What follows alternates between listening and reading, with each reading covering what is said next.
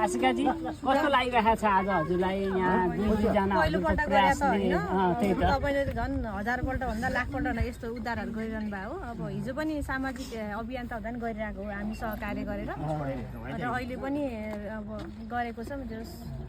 यो जनताको सेवा गरेका छौँ हामीले 7-8 वर्ष अगाडि जनताले जसरी नि सुविधा पाउनु पर्यो, जसरी सेवा पाउनु पर्यो होइन। अनि त्यो भन्नु यो चाहिँ अब घरै पछि जस्तो यो अवस्था छ। अब राज्यले यस्ता बौद्धिक अपाङ्ग जो थुनिएर बाँधेर राखेको छ यिनीहरूलाई चाहिँ के गरिदिनु पर्ला? अब तपाईँले सदनमा चाहिँ के आवाज त्यही त अब उहाँहरूलाई चाहिँ अब जुन अब उपचार हुनु पर्यो होइन।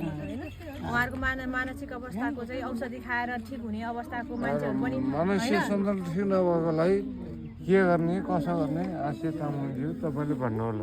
ल ल ल तपाईँ चाहिँ रक्सी खान छोड्नु होला पछाडि भएको छ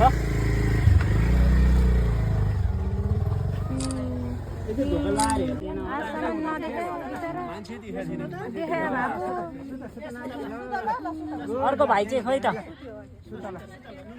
दाई चाहिँ खोइ दाई उहाँको दाई दाई पनि लानु पर्यो नि दाई पनि गरेका छौँ। माथि निउरो नि लाँदो रहेछ।